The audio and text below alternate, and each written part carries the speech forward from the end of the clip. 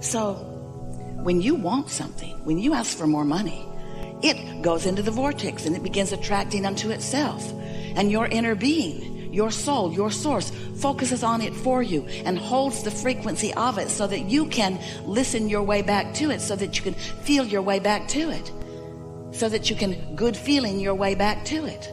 And once you get on the scent of it, once you get on the vibrational scent of it, once you hear or sense the subtlety of it, and you receive that first thought that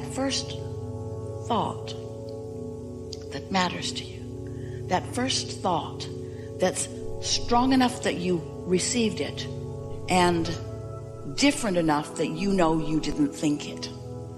And that's really what we're wanting to talk with you about, is you getting into the receptive mode so you can tell when you're receiving from your source who knows about your vortex, or whether you're receiving from someplace else that neither knows or cares about your vortex. So for a while we've been calling this gathering the art of allowing, the art of you figuring out how to allow yourself to be in the vibrational vicinity of the stream of consciousness that's coming from your inner being, so that you can hear the subtle at first. It gets louder and more defined and easier for you to hear. Rampage of information and guidance that is coming forth from your inner being. So you ask for it. Contrast caused you to do that, and Source answered it. But the answer of Source is vibrational and it's subtle, and you got to listen. And that's what step 3 is. You've got to get into the receiving mode, which really means you've got to turn off the receiving mode of I can't do that, or I don't know how to do that, and turn on the receiving mode of this is a simple thing for me to do. You have to turn off the receiving mode of what won't work and turn on the receiving mode of what does work. You have to turn off the pessimistic receiving mode and turn on the optimistic receiving mode. You have to turn off the hate and turn on the love. You have to turn off the confusion and turn on the clarity. It's very different frequencies. Every subject is really 2 subjects, wanted and absence of it. And sometimes without even knowing it, you're tuned to the receiving mode of the absence of it rather than the presence of it. And then you say, why is it not coming to me? And your inner being is saying, not only is it coming, it has come. And not only is it real, but it is so real that we are projecting to you clear thought of your path of least resistance to follow your way right to it. And you say, oh good, maybe, oh good, then I will just beat a very fast path to the conclusion of this. And we say, yes, we want that for you, but we also want for you to understand that the path keeps unfolding, that it's like a pipeline that's got all the new stuff getting ready to manifest, getting ready to manifest, getting ready to manifest, manifest, yay. But new stuff, new stuff, new stuff, new stuff, new stuff, new stuff, yay. New stuff, new stuff, new stuff, new stuff, new stuff. And how does the new stuff get there? By exploring, by having some contrast, by asking for more. It all fits together so perfectly for you. But you got to stop caring so much about yay and start being willing to reach for the satisfaction of sensing it, of receiving a new thought about it, of being in the flow of it, which really means you want to lower your resistance, because it's the resistance that's slowing everything down, and it's the resistance that doesn't feel so good. Now, resistance and contrast, how are they different? They're not so different. Contrast is important for you to know what you do want. You have to know some of what you don't want. Well then, Abraham, then weren't we born into an environment of resistance? Yes. Well then, why are you ragging on us all the time about having so much resistance? Because you make a career out of it. Because you stay stuck in step 1. It's like going to the buffet, all of this food, lots of variety, and you look around, don't like that, don't like that, and don't like that, and don't like that, and don't like that, and don't like that. Oh, God, I really don't like that. Don't like that. I think I might like some of that. Get rid of all the other stuff, because I only like that. Really, I only want this. I don't want any of those other things on the buffet. Please remove them. They're upsetting me. Please remove them. Get rid of all of them. Please get rid of all of them. Get rid of all of them. And the more you say get rid of all of them, they just come out with more plates of them. No. I said, take them away. Why are you bringing more of them? Take them away. as you focus upon what you don't want, more and more and more of it comes, because this is a vibrational universe that is based upon the law of attraction. And when you say yes to something, more of what you're saying yes to comes. But when you say no to something, more of what you do not want comes. And then you become a control freak, a failing control freak, because you can't control it. You just make yourself crazy trying to remove the things that you don't want because you don't want to see them. It might upset you. And we say, then look over there. I can't look over there because I know it's over there. I know it's there.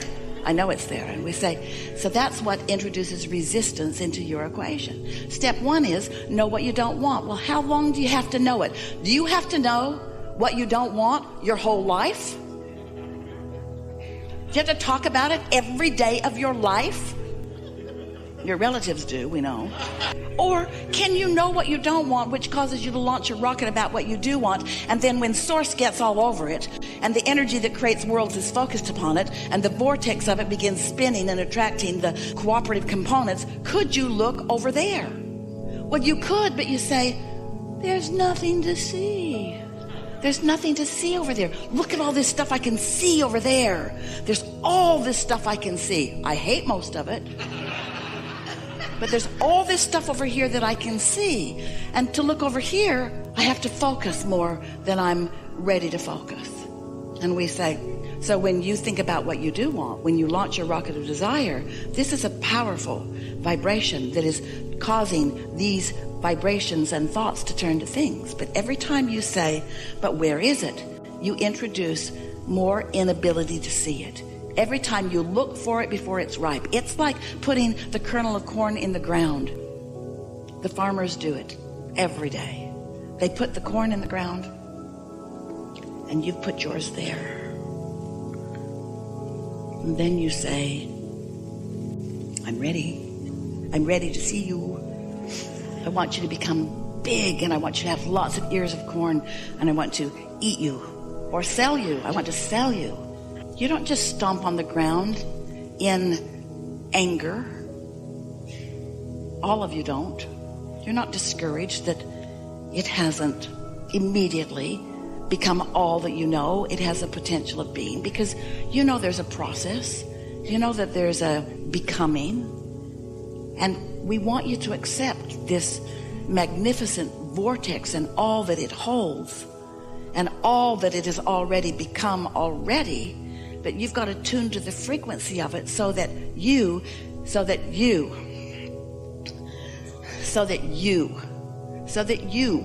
not somebody else, so that you, this matters so much, so that you can translate it into something satisfying, and something else satisfying, and something else satisfying, and something else satisfying, and something else satisfying. It's like this fetus in the womb, and you are very happy for it to become and become and become and become and become and become, because you know in time it's going to come out where you can see it, where you can enjoy it, even in its infancy and being a physical manifestation. You trust that process, you understand that process, and this is the same.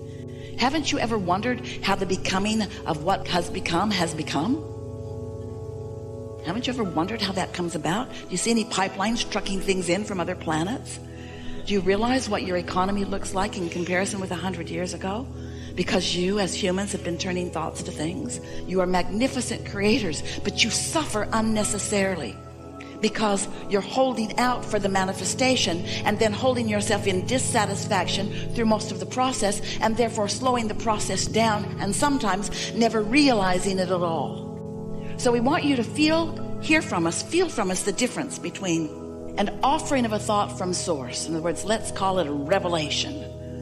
A revelation from source. In other words, your inner being knows what's in your vortex and knows where you stand in relationship to it, and is revealing to you at all times wonderful ideas and suggestions and impulses that would lead you on your path of least resistance. And the reason that we say least resistance, your path of least resistance, is because you've put some resistance on your path, and it's all right. Your inner being knows where all of your hang-ups are and knows how to guide you around it. So your inner being is offering you these impulses The revelation is happening all day, every day. But there's something that you've got to do. You've got to do step 3. You've got to get in the receiving mode. You have to be receptive. You have to receive the revelation. You have to allow yourself to hear it. So that means you've got to tune your tuner. You can't be focused on what you don't want and tune your tuner to what you do want. You can't be focused upon the absence of something and tune your tuner to the presence of something. You got to tune your tuner to the presence that your source sees. Ooh, have not said that to you that way before. You've got to tune your tuner to what your source sees, you little faker. So source, is there really a vortex? Is there really a vibrational reality you're so excited about?